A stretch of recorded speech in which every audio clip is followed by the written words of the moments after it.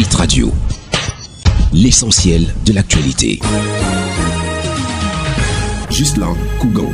L'information en continu, le gouvernement camerounais engage la décentralisation régionale du suivi des dossiers des fonctionnaires. Il s'agit d'éviter les déplacements à risque et parfois onéreux générés par le suivi des dossiers des personnels de l'État et les usagers du ministère de la fonction publique et de la réforme administrative. Joseph Lé a institué un dispositif de collecte au sein des délégations régionales. Désormais donc, les agents de l'État peuvent solliciter auprès de ces délégations régionales des renseignements, déposer leur dossier complet ou obtenir des informations relatives à l'évolution du traitement de leur dossier. Ceci en précisant leur adresse complète, boîte postale, téléphone, email, ainsi que leur administration de rattachement, le cas échéant. Toujours selon le membre du gouvernement, la notification des actes aboutis interviendra après la finalisation du processus d'identification et de localisation des personnels de l'État. Quand la nature se déchaîne, 3 morts et 15 blessés, tel est le bilan d'un accident provoqué par l'orage qui s'est abattu le week-end dernier,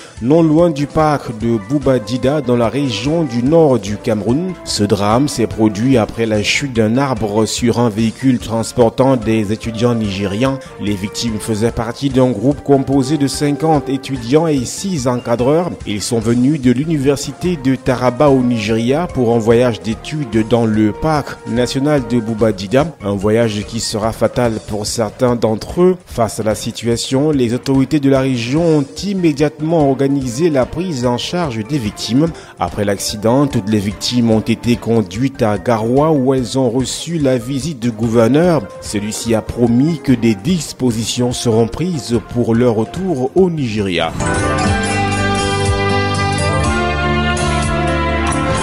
L'actualité internationale. Bruxelles, nous sommes en Belgique, aura fin juin sa place Lumumba, une première dans le pays. C'est que le bourgmestre de Bruxelles, Philippe Claus, a annoncé mardi dernier son intention de faire inaugurer le 30 juin prochain dans sa commune une place Patrice Lumumba, qui sera le premier lieu public en Belgique rendant hommage à cette figure du combat de l'ex-Congo belge pour son indépendance. Le conseil municipal doit voter lundi prochain une résolution en ce sens.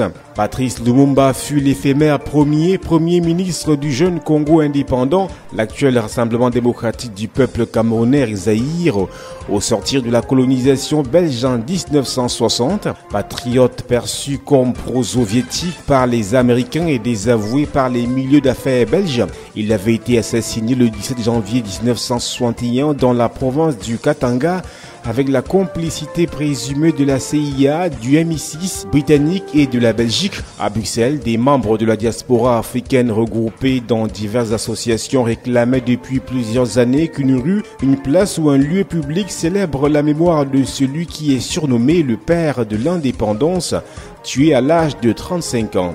République démocratique du Congo, un premier groupe d'environ 600 déplacés qui avaient fui les violences meurtrières en Ituri sont retournés mardi dernier dans leur village à Katoto, dans le nord-ouest du pays, mais d'autres ont refusé de quitter le site d'accueil. Katoto est un village du territoire de Djougou, l'épicentre des tueries qui ont fait au moins 120 morts selon une compilation, et une vague de déplacés depuis début février de plus de 300 000 personnes selon des sources humanitaires. Sur les sites d'accueil, d'autres déplacés ont refusé un retour immédiat. Le gouvernement a pour objectif de rapatrier plus de 979 ménages, soit 5336 déplacés dans plusieurs autres villes de l'Ituri. Nos programmes se poursuivent. Hit Radio, une info d'avance.